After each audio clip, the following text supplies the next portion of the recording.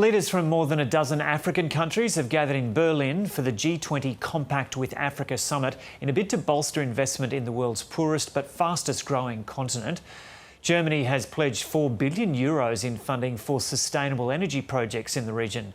Deutsche Welle correspondent Steven Beardsley joins us now from Berlin. Steven, g'day. So what is Germany's $4 billion investment aiming to do? Hi, Joe. That's right. Olaf Scholz saying that Africa is his country's partner of choice when it comes to developing green trade. And that's exactly what this €4 billion is supposed to signify. Now, Germany is not alone here. The heads of the Netherlands, France, the EU Commission, all in attendance at this compact with Africa. This coming from a 2017 initiative from Germany when it chaired the G20. The idea, as Berlin likes to put it, is win-win scenarios for both sides. It wants Africa to be able to build up its industry, to be able to then serve growing demand in Europe, which it considers would also be a win for African nations, for African economies, develop more jobs and such. Now, Berlin believes that it can do this by providing things like loan guarantees, loans, grants that can then trigger more private investment. This €4 billion will go into an EU scheme for developing energy projects across the African continent. Through 2030, we're already seeing some of that money being used to develop a hydrogen project in Morocco, the first hydrogen industrial plant to produce hydrogen on the African continent. But why does Africa need outside investment for these green energy projects if there's already willing buyers?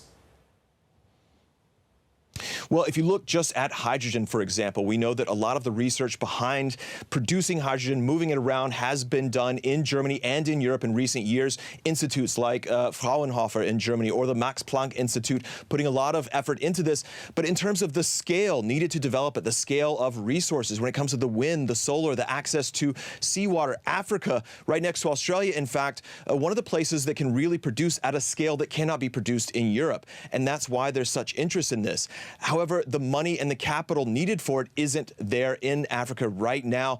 In fact, the head of the African Union Commission saying that the debt that the continent is seeing right now in its economies is a yoke on them right now. So again, Germany saying that by providing some of the initial investments, some of the loan guarantees, the grants, the loans themselves, that it can hopefully help springboard a lot more private investment. Again, this idea of a win-win relationship.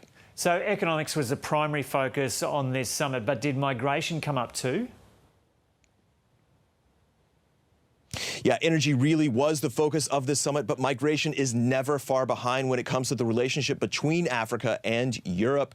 We know that Europe and Germany, on the one hand, they want to encourage more high-skilled labor to come over, for example, nurses, IT workers, but at the same time, they're trying to discourage low-skilled workers from trying to migrate into Europe illegally.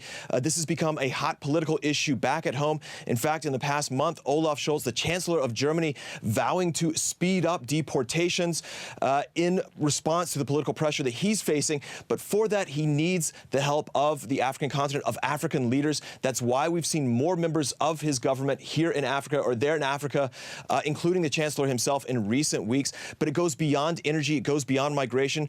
Germany and Europe in general, they want support on the international level for Ukraine, for example, for Israel, Hamas, the war there. And they're in increased competition with China, for example, and also, of course, for battery minerals. All of these things coming together, making Africa a much more significant political player, not just economic player, but political and economic player for Europe. OK, Steven Beardsley reporting there from Berlin.